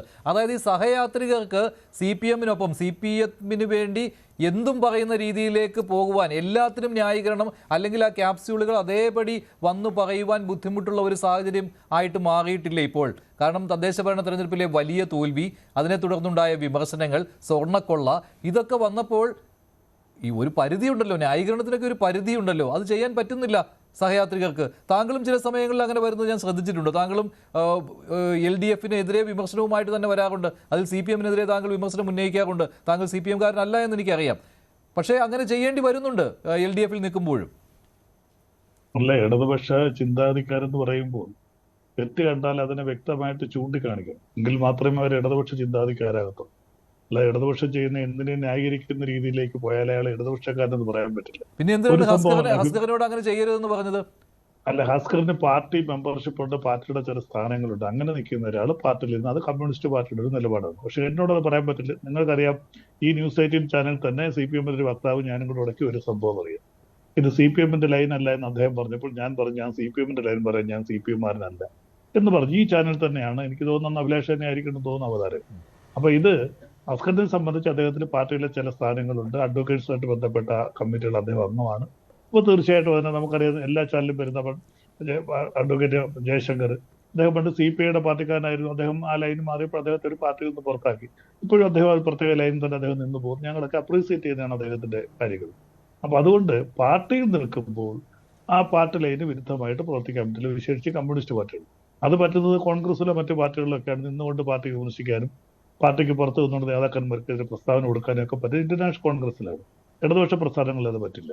ആ പാർട്ടി ലൈൻ തന്നെ സ്വീകരിച്ചു പോകണം. പിന്നെ ഇവിടെ പറയുന്ന കാര്യങ്ങൾ ഒരു കാര്യമുണ്ട്. ഒരു കാര്യം BJP-യുടെ വക്താവ് പറഞ്ഞാൽ വളരെ കഠിനമാണ്. ഇന്ത്യയിൽ BJP എവിടെയൊക്കെയാണ് വളർന്നത്, എവിടാണ് വളരാത്തത്? ഇന്ത്യയിൽ BJP ഏറ്റവും ശക്തമായിട്ട് വളരുന്നത്, ഇന്ത്യ മൊത്തം ഭരിച്ചത് ഇന്ത്യൻ നാഷണൽ കോൺഗ്രസ് ആണത്. കോൺഗ്രസ് ക്ഷയിച്ചാണ്, അല്ലെങ്കിൽ ഐക്യജനാധിപത്യ മുന്നണിയുമായി ബന്ധപ്പെട്ട പാർട്ടികൾ ക്ഷയിച്ചാണ് BJP വടക്കേന്ത്യയിലേക്ക് വളർന്നത്. കേരളത്തിൽ അത്രവരെയുണ്ട്. ഞാൻ പറഞ്ഞു, പ്രധാനമായിട്ട് കേരളത്തിലേക്ക് വരുമ്പോൾ കേരളത്തിൽ ഇവിടെ അവർക്ക് അത്രയും കൂടുതൽ വളരാൻ പറ്റാത്തതിന്റെ കാരണം കോൺഗ്രസ് ഇവിടെ ഒരു പരിധിവരെ നിലനിൽക്കുന്നു എന്നുള്ളതുകൊണ്ടാണ്. ഇവിടെ ഈ കോൺഗ്രസ് ക്ഷയിച്ചു കഴിഞ്ഞാൽ തീർച്ചയായിട്ടും ഇവിടുത്തെ ഒരു പ്രധാനപ്പെട്ട ശക്തിയായിട്ട് BJP മാറും. അതിനെയാണ് ഞങ്ങൾ പരിപൂർണമായിട്ട് എതിർക്കുന്നത്. അതുകൊണ്ട് തന്നെ കോൺഗ്രസിനെ ഇല്ലാതാക്കുന്നതിന് ഞങ്ങൾ ശക്തമായിട്ട് നിലനിൽക്കുന്നില്ല. കാരണം കോൺഗ്രസ്സുകാർ നല്ലൊരു ശതമാനവും പോയാൽ, ഞാൻ നേരത്തെ പറഞ്ഞതുപോലെ ആന്റണിയുടെ മകനും ഒക്കെ പോയതുപോലെ, അവർക്കൊരാശയം എന്ന് പറയുന്ന, അടുത്ത ആശയം എന്ന് പറയുന്നത് BJP ആശ്രയത്തിലേക്ക് പോകും. അപ്പോൾ അതുകൊണ്ട് കേരളത്തിൽ അങ്ങനെ രീതിയിലേക്ക് ഒരു BJP എന്ന പ്രസ്ഥാനം വളർന്നു വരും. അതിന് മറുപടി പറയേണ്ടത് ഇദ്ദേഹമാണ്, അത് ഷാക്കിറാണ്. കാരണം ഒരു വെല്ലുവിളിയുടെ രൂപത്തിൽ തന്നെയാണ് ജിതിൻ ദേവ് നടത്തിയിരിക്കുന്നത്. ഉടൻ തന്നെ കാണാമെന്ന്. കോൺഗ്രസ് നശിക്കാൻ പാടില്ല എന്ന ചിന്താധികാരാണ് ഞങ്ങൾ. കോൺഗ്രസ് എന്ന് വെച്ചാൽ അവിടെ എല്ലാം വളരുന്നത് വർഗീയ വളരും. ഞാൻ പറഞ്ഞോട്ടെ,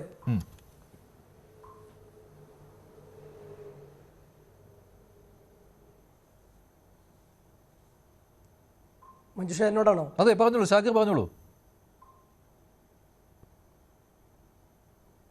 അതായത് ഇവർ പടച്ചുവിടുന്ന ഒരു നെറേറ്റീവാണ്, കോൺഗ്രസ് ക്ഷീണിച്ചിട്ട് അതിൽ ആളുകൾ BJP-യിലേക്ക് പോകും, BJP-യുടെ വളർച്ച കോൺഗ്രസിൽ നിന്നാവും.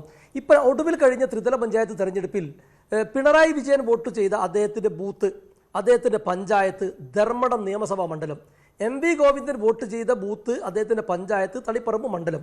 ഇവിടെ നിങ്ങൾ നോക്കുക, BJP-യുടെ വോട്ട് ഇരട്ടിയായിട്ടോ ആ ബൂത്തിലും പഞ്ചായത്തിലും. BJP-യുടെ വോട്ട് നേർപകുതിയായത് CPM-ന്റെ വോട്ടാണ്.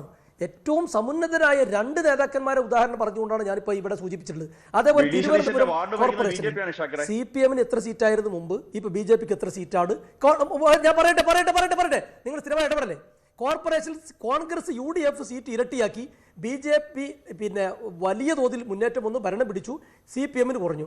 കോഴിക്കോട് കോർപ്പറേഷനിൽ CPM ഇരട്ടിയാക്കി, BJP ഇരട്ടിയാക്കി, BJP കൊല്ലത്ത് ഇരട്ടിയാക്കി. നിങ്ങൾ നോക്ക്, എല്ലാ സ്ഥലത്തും CPM ക്ഷീണിക്കുമ്പോൾ BJP വലുതാവുന്നു. നിങ്ങളിവിടെ ഉണ്ടാക്കി വെച്ചിട്ട് ഒരുപാട് നുണകളുണ്ട്. കേരളത്തിലെ സൈബർ ലോകത്തെ ക്രിമിനലുകൾ, CPM-കാർ പടച്ചുവിടുന്ന നുണകൾ ദയവ് ചെയ്ത് ചാനൽ ചർച്ചയിൽ ആവർത്തിക്കല്ലേ. നമ്മൾ ഞാൻ നേരത്തെ പറഞ്ഞു കൃത്യമായി, മുൻ MLA, മുൻ MP, മുൻ മന്ത്രിമാർ CPM-ൽ നിന്ന് ഇടതുപക്ഷത്തിൽ BJP-യിലേക്ക് പോയിട്ടുണ്ട്. കോൺഗ്രസിൽ നിന്ന് താരതമ്യേന കുറവാണ് കേരളത്തിൽ. ഇപ്പോൾ കേരളത്തിലെ അവസാനം നടന്ന തെരഞ്ഞെടുപ്പിൽ BJP-ക്ക് വളർച്ച എന്ന തെറ്റായ കണക്ക് ആദ്യ ദിവസങ്ങൾ നിങ്ങൾ പുറത്തുവിട്ടിരുന്നു. എന്നാൽ ഇലക്ഷൻ കമ്മീഷൻ കൃത്യമായ കണക്ക് പുറത്തുവിട്ടപ്പോൾ 17% വോട്ടുണ്ടായിരുന്ന BJP കേരളത്തിൽ 14% കുറഞ്ഞിരിക്കുകയാണ്. ഇത്തരം വസ്തുതകൾ തെറ്റാണ് ഡയറക്റ്റായി നിങ്ങൾ ആളുകളോട് പറയല്ലേ ആ വോട്ടുകൾ മുഴുവൻ മതേതര വിശ്വാസികളെല്ലാം ഐക്യജനാധിപത്യ മുന്നണിക്ക് അനുകൂലമായി മാറിയിരിക്കുന്നു. അവിടെ വർഗീയ ശക്തികൾക്ക് കൈകൊടുത്തുകൊണ്ട് CPM-ഉം പിണറായി വിജയനും MP ഗോവിന്ദനും AK ബാലനും ഉൾപ്പെടെയുള്ള ആളുകൾ പ്രവർത്തിക്കുമ്പോൾ ഈ പാവം റെജി ലൂക്കോസ് ചാനലുകളിൽ വന്നിരുന്ന് അപഹാസ്യനാവണ്ട എന്ന് കരുതി നേരത്തെ BJP കൂടാരത്തിലേക്ക് പോയി എന്ന് മാത്രമേ നമുക്ക് പറയാനുള്ളൂ. അല്ലാതെ ഇതിൽ നിങ്ങൾ നോക്കി ഓരോ കണക്കെടുത്ത് പരിശോധിച്ചു കേരളത്തിലെ കൃത്യമായ ഡാറ്റ. ഇപ്പോൾ BJP-യുടെ സുഹൃത്ത് പറയുകയുണ്ടായി വർഗീയവാദത്തെക്കുറിച്ച്. ഇന്ത്യയിലെ ഏറ്റവും വലിയ വർഗീയ ഫാസിസ്റ്റ് പ്രസ്ഥാനം ഏതാണ്? ഭാരതീയ ജനതാ പാർട്ടിയല്ലേ? ഇവിടെ BJP-യും CPM-ഉം RSS-ഉം CPM-ഉം ശ്രീ M-ന്റെ നേതൃത്വത്തിൽ മസ്കറ്റ് ഹോട്ടൽ ചർച്ച നടത്തിയത് കൊണ്ടല്ലേ ഇപ്പൊ കണ്ണൂരിൽ കൊള്ളയും കൊലവിളിയും RSS-ഉം CPM-ഉം നിർത്തിയത്? നമ്മുടെ കേരളത്തിന് വേണ്ടിയാണോ? ആ ഗുണ്ടാ പടകൾ തമ്മിലുള്ള തർക്കം തീർത്തത് എന്താണ്?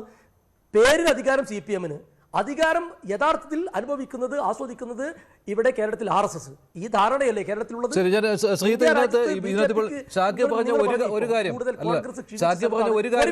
ഈ പാവപ്പെട്ട റെജി ലൂക്കോസ് ഈ ന്യായീകരണത്തിന് ഇനി സ്കോപ്പ് ഇല്ലാത്തത് കൊണ്ട് BJP-യിലേക്ക് പോയി. കാരണം CPM-നെ ഇനി ന്യായീകരിച്ചിട്ട് കാര്യമില്ല, സ്വയം അപഹാസ്യനാകുന്നു. താങ്കൾ തന്നെ പറഞ്ഞുവല്ലോ, പല ചർച്ചകളിലും റെജി ലൂക്കോസ് അപഹാസ്യനാവുന്നതാണ്, സ്വയം അപഹാസ്യനാവുന്നതാണ് കാണുന്നതെന്ന്. റെജി ഉണ്ടെങ്കിൽ ആ ചർച്ചയൊന്ന് കൊഴുക്കുകയും ചെയ്യും. ഇത് ഷാക്കിർ പറഞ്ഞതിനോട് താങ്കൾ യോജിക്കുമായിരിക്കും. പക്ഷേ മറ്റൊരു കാര്യം എന്ന് പറയുന്നത് മറ്റു പല കാര്യങ്ങളും ഉണ്ടായിരിക്കാം. ഇപ്പോൾ റെജി ലൂക്കോസിന് വ്യക്തിപരമായ മറ്റു കാര്യങ്ങൾ ഉണ്ടായിരിക്കാം, അങ്ങനെയൊക്കെ നമുക്ക് സംശയിക്കാം. പക്ഷേ ഈ ഒരു ലോജിക്ക് ശരിയുമാണ്, ന്യായീകരിക്കാൻ ബുദ്ധിമുട്ടുള്ള ഒരു സമയമാണിത്. അല്ല, പക്ഷേ നമ്മളൊരു കാര്യം ആലോചിച്ച് നോക്കിക്കഴിഞ്ഞാൽ ഇതിനേക്കാൾ ദുർഘടം പിടിച്ച ഒരു സീരീസ് ഓഫ് പ്രശ്നങ്ങൾ ഉണ്ടായിരുന്ന സമയത്ത്, പ്രത്യേകിച്ച് 2019 നമ്മൾ ഓർക്കുന്നുണ്ടാകും, ഈ ഡിപ്ലോമാറ്റിക് ചാനലിലെ സ്വർണ്ണക്കടത്ത് എന്നൊക്കെ പറഞ്ഞു വന്നിരുന്ന സമയത്ത് ലൈഫ് മിഷന്റെ പ്രശ്നമുണ്ടായിരുന്നു. കേന്ദ്ര ഏജൻസികൾ പിന്നീട് ഇവിടെ വരുന്ന സമയമുണ്ടായിരുന്നു. സ്വപ്ന സുരേഷിന്റെ അടിക്കടിയുള്ള വെളിപ്പെടുത്തലുകൾ ഉണ്ടായിരുന്നു. അതിൽ തന്നെ നമ്മുടെ എംബസിയിൽ ബാഗിൽ ഡോളറുമായിട്ട് വന്നു തുടങ്ങിയ കുറേയധികം ഒരു സീരീസ് ഓഫ് അലഗേഷൻസ് ഉണ്ടായിരുന്നു. അപ്പോൾ ആ സമയത്ത് വളരെ ദുർഘടം പിടിച്ച ഒരു സമയത്ത് പോലും CPM നിർമ്മിക്കുന്ന ക്യാപ്സൂളുകൾ പറയുന്നതിന് വേണ്ടിയിട്ടോ അല്ലെങ്കിൽ CPM-നെ ന്യായീകരിക്കുന്നതിന് വേണ്ടിയിട്ടോ ഒരു തരത്തിലുള്ള ബുദ്ധിമുട്ടും ഉണ്ടായിരുന്നയാളല്ല ശ്രീ റെജി ലൂക്കോസ്. അത്രത്തോളം ലോയലായിട്ട് ആ പാർട്ടിയുടെ ഭാഗമായിട്ട് നിന്നയാളാണ്. തന്നെയുമല്ല, ഈ ഒരു പാർട്ടി ഭരണത്തിലിരിക്കുന്ന സമയത്ത്, അതിപ്പോൾ കേന്ദ്രത്തിൽ BJP ആണെങ്കിലും സംസ്ഥാനത്ത് CPM ആണെങ്കിലും ഭരണത്തിലിരിക്കുന്ന ആൾക്കാർക്കെതിരെയാണല്ലോ ഇത്തരത്തിലുള്ള ആരോപണങ്ങൾ കൂടുതലായിട്ട് ഉണ്ടാവുക. അപ്പോൾ അതുകൊണ്ട് തന്നെ അവരെ പ്രതിനിധീകരിക്കുന്ന, അവരെ ന്യായീകരിക്കുന്ന ആൾക്കാരെ സംബന്ധിച്ചിടത്തോളം ഈ ദുർഘടാവസ്ഥ എന്ന് പറയുന്നത് ഇറ്റ് ഈസ് എ ഗിവൺ. അപ്പോൾ അങ്ങനെ നമ്മൾ നോക്കിക്കഴിഞ്ഞാൽ കഴിഞ്ഞ 35 വർഷമായിട്ട് ഈ പാർട്ടിക്ക് വേണ്ടി നിൽക്കുകയും എത്രയോ കാലം, എനിക്ക് തോന്നുന്നത് ഞാനൊക്കെ ചർച്ചയിൽ വരുന്നത്, ഞാൻ വന്നിട്ട് 10 കൊല്ലം കഴിഞ്ഞു, അതിനും മുമ്പ് റെജി ലൂക്കോസ് ഉണ്ട്. അപ്പോൾ അത്രയും മുമ്പ് തന്നെ നിരന്തരമായിട്ട് ഇങ്ങനെ BJP എതിർത്ത്, കോൺഗ്രസിനെ എതിർത്ത്, CPM-ന് വേണ്ടിയിട്ട് നിലകൊള്ളുന്ന ഒരാളിന് പെട്ടെന്ന് ഇപ്പോൾ ഒരു ദുർഘട പ്രതിസന്ധി ഉണ്ടായി എന്ന് പറഞ്ഞാൽ അത് യോജിക്കാൻ കഴിയുന്ന ഒരു വാദമല്ല. ദുർഘട പ്രതിസന്ധി ഉണ്ട് എന്ന കാര്യത്തിൽ തർക്കമില്ല. പക്ഷേ മുഖ്യമന്ത്രിക്കെതിരെ നേരിട്ട് ആരോപണം, ഒരു കേസിലെ 1ാമത്തെ പ്രതി വന്ന് പറഞ്ഞിട്ട് വളരെ ഡയറക്റ്റ് ആയിട്ടുള്ള പല ആരോപണങ്ങളും പറയുകയും കേന്ദ്ര ഏജൻസികൾ വരികയും ഒക്കെ ചെയ്യുന്ന സമയത്ത് പോലും വളരെ ഒരു ലോയലിസ്റ്റ് ആയിട്ട് ആ ഭാഗത്ത് തന്നെ നിന്നിരിക്കുന്ന ഒരാളിന് പൊടുന്നനെ ഇപ്പോൾ ന്യായീകരിക്കാനായിട്ട് ബുദ്ധിമുട്ടുണ്ട് എന്ന് പറയുന്നത് ശരിയായിട്ടുള്ള ഒരു വാദമല്ല. മറിച്ച് അദ്ദേഹം പറയുന്ന ചില കാര്യങ്ങളുണ്ട്. ഒന്ന് ആലോചിച്ച് നോക്കൂ. നേരിട്ട് പാർട്ടിയുടെ ആളാണെന്ന് അദ്ദേഹം പറയുന്നുണ്ട്. പക്ഷെ ഒരിക്കലും CPM-ന്റെ ലേബലിലല്ല അദ്ദേഹം വന്നിട്ടുള്ളത്. കാരണം അദ്ദേഹം പാർട്ടിയുടെ ഒരു ഔദ്യോഗിക പ്രതിനിധിയല്ല. അതുകൊണ്ട് തന്നെ ഒരു സഹയാത്രികനായിട്ടോ ഇടത് നിരീക്ഷകനോ ഒക്കെ ആയിട്ടാണ് അദ്ദേഹം ചർച്ചകളിൽ വരുന്നത്. അങ്ങനെ വരുന്ന ഒരു വ്യക്തി ഈ മിനിഞ്ഞാന്ന് വരെയും പാർട്ടിയെ ന്യായീകരിക്കുന്നതിന് വേണ്ടിയിട്ട് അദ്ദേഹത്തിന് ഒരു ബുദ്ധിമുട്ടും ഉണ്ടായിരുന്നില്ല. അദ്ദേഹത്തിന് ഇപ്പോൾ നമ്മളിപ്പോൾ ഈ സോഷ്യൽ മീഡിയയിലെ പോസ്റ്റൊക്കെ ഞാൻ പറയുന്നത് ഒരു പാർട്ടി വക്താവായിരുന്നെങ്കിൽ ഞാൻ അത്രയും പറയില്ല. കാരണം എന്താ, പാർട്ടിയുടെ ലൈന് ഫോർവേഡ് ചെയ്യുന്നതിന് വേണ്ടിയിട്ടാണ് പാർട്ടി വക്താവിരിക്കുന്നത്. ഞാൻ പറഞ്ഞത് CPM പറയുന്ന കാര്യങ്ങൾ അവരുടെ വക്താക്കൾ, ഇപ്പോൾ അനിൽകുമാർ ചെയ്യുന്നു. അനിൽകുമാർ ചെയ്യുമ്പോൾ നാളെ അനിൽകുമാർ കോൺഗ്രസിലേക്കോ BJP-യിലോട്ടോ പോയി കഴിഞ്ഞാൽ നമുക്കത് പറയേണ്ട കാര്യമില്ല. കാരണം പാർട്ടി പറയുന്ന കാര്യമാണ് ചെയ്യുന്നത്. റെജി ലൂക്കോസ് അങ്ങനെയല്ല. റെജി ലൂക്കോസ് ഈ ഇടുന്ന ഫേസ്ബുക്ക് പോസ്റ്റിലെല്ലാം സ്വന്തം നിലയ്ക്കുള്ളതാണല്ലോ. അത് പാർട്ടി നേരിട്ട് കൊടുക്കുന്ന കാര്യങ്ങളുടെ പേരിലല്ല കൊടുക്കുന്നത്. ഇപ്പോൾ 2-3 ആഴ്ചയായിട്ടുള്ളല്ലോ നമ്മുടെ ഈ തദ്ദേശ ഭരണ തെരഞ്ഞെടുപ്പിലെ റിസൾട്ട് വന്നിട്ട്. അപ്പോൾ ആ സമയത്ത് BJP-യെ ജയിച്ചപ്പോൾ അഭിനന്ദിച്ചയാളാണ് ശശി തരൂർ. അന്ന് അദ്ദേഹം ഫേസ്ബുക്കിൽ എഴുതി എന്താണെന്നറിയോ? ശശി തരൂരിൻ്റെ വിസ സീൽ ചെയ്തു എന്ന് തോന്നുന്നു എന്ന്. ഒന്ന് ആലോചിച്ച് നോക്ക്. ശശി തരൂരിൻ്റെ വിസ വരുന്നതിന് മുമ്പ് തന്നെ ഇദ്ദേഹത്തിൻ്റെ വിസ സ്റ്റാമ്പ് ചെയ്ത് കിട്ടി, ഇദ്ദേഹത്തിന് എൻട്രിയും കിട്ടി, അല്ലേ? വിസ ഓൺ അറൈവൽ കിട്ടി. അങ്ങനെ അദ്ദേഹത്തിനെ അവിടെ കൊണ്ടുവന്ന് അദ്ദേഹത്തിന് മെമ്പർഷിപ്പ് കൊടുക്കാനായിട്ട് ആൾക്കാരുണ്ടായിരുന്നു. ഞാൻ പറയുന്നത് ഇങ്ങനെയുള്ള സ്വന്തമായിട്ടുള്ള കാര്യങ്ങളും തിയറികളും ഒക്കെ ഫേസ്ബുക്കിൽ ഇട്ട് വന്നിരിക്കുന്ന ഒരാളിന് പൊടുന്നനെ ന്യായീകരിക്കുന്നതിനൊരു ബുദ്ധിമുട്ടുണ്ടായി എന്ന് പറയുന്നത് ശരിയല്ല.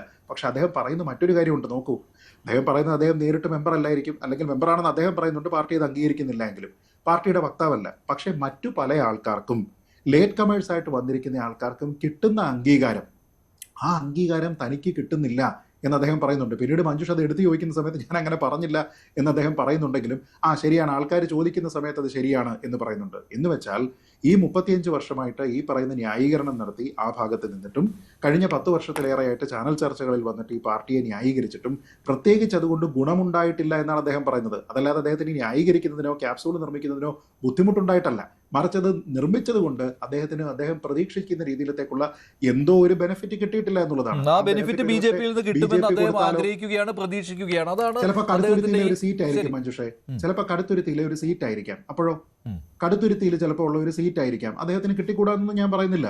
ചിലപ്പോൾ കിട്ടാനുള്ള സാധ്യത ഉണ്ടായിരിക്കും. BJP യെ സംബന്ധിച്ചിടത്തോളം BJPക്ക് ന്യൂനപക്ഷങ്ങളുടെ ഇടയിൽ BJPക്ക് വലിയ ഗ്രിപ്പില്ല എന്നൊക്കെ പറയുന്ന സമയത്ത് നോക്കൂ, ഒരു ക്രിസ്ത്യൻ മതവിശ്വാസിയായിട്ടുള്ള ഒരു വ്യക്തി വരുന്നത് BJP യെ സംബന്ധിച്ചിടത്തോളം അവർക്ക് ഗുണകരമായിട്ടുള്ള ഒരു കാര്യമാണ്. അപ്പോൾ കടുത്തുരുത്തിയിൽ വേണമെങ്കിൽ സീറ്റ് കൊടുക്കാം, അവർക്ക് ചെയ്യാതിരിക്കാനൊന്നും പറ്റില്ലല്ലോ. ശരി, എന്തൊക്കെയാണ് റെജി ലൂക്കോസിനെ BJPയിൽ കാത്തിരിക്കുന്നത് എന്ന് നമുക്ക് കാത്തിരുന്ന് തന്നെ കാണാം. ശരി, നന്ദി. ചർച്ചയിൽ പങ്കെടുത്ത എല്ലാവർക്കും ഇന്നത്തെ ചോദ്യം ഇതായിരുന്നു. റെജി ലൂക്കോസിന് പാർട്ടിയും ഇന്നത്തെ ചോദ്യം ഇതായിരുന്നു: സഹയാത്രികർ CPM-ന് ബാധ്യതയാവുകയാണോ? അതെ എന്ന് 81% പ്രേക്ഷകർ, അല്ല എന്ന് 15%.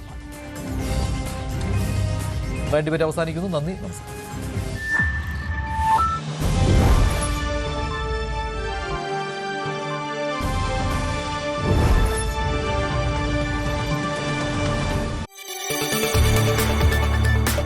കൂടുതൽ വാർത്തകൾക്ക് News 18 Keralam YouTube channel subscribe ചെയ്യുക.